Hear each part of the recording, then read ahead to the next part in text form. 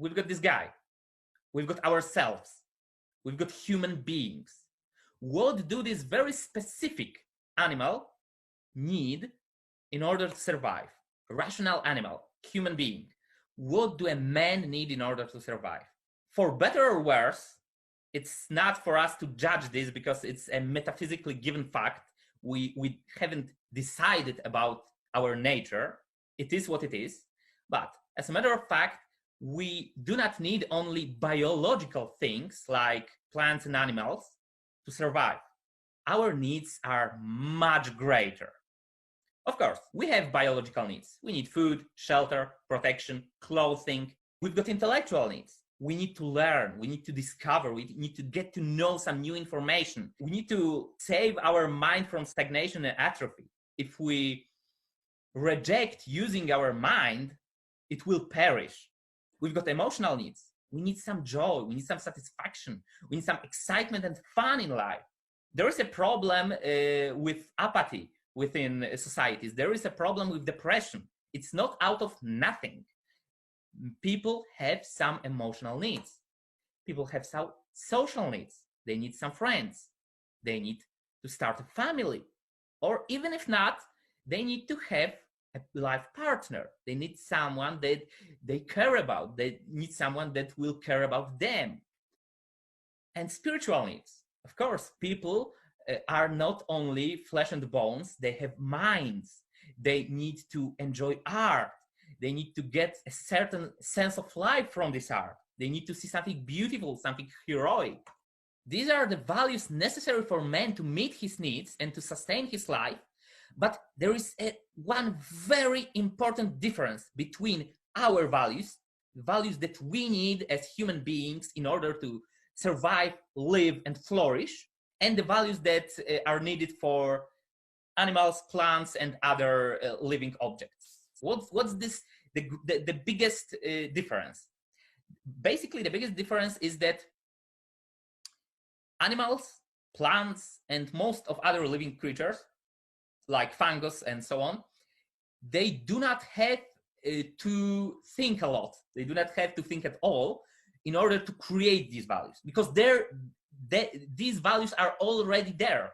A plant can't say, oh, I need some sunlight, let the sun appear and give me the sunlight. No, if there is a sun, the plant can grow. If there is eternal darkness, the plant will perish. Like with animals, animals cannot produce the food they are eating. No, they can find it. At the very best, they can hunt it down. But still, it's not something that they can create, make. The values necessary for man to meet his needs and to sustain his life are not there in the state of nature, ready to be collected by man. They are not here. They have to be built. They have to be achieved. They have to be forged.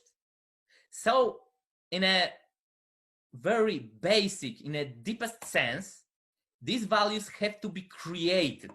They are not there in the state of nature. This has some very serious implications. What are they?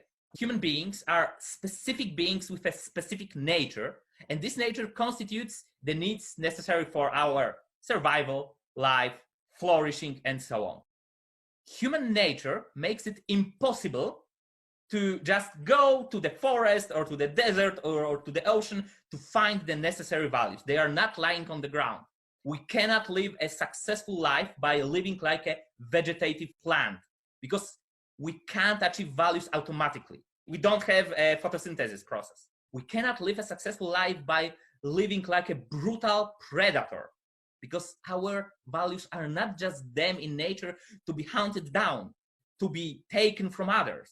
There is no tribe that is creating all the values that we need and we can just go and take it from them. No, it doesn't work that way. Only human beings can create something. So there is no other species that we can take it from. And lastly, we cannot live a human life by imitating a parasite because all parasites are constantly dependent on the hosts. and we cannot live our whole lives being dependent and not using our independent mind. We can't live like plants or predators or parasites. So what can we do? If we want to survive as a man qua man, to flourish, achieve happiness, to live our life to the fullest, there is no other way.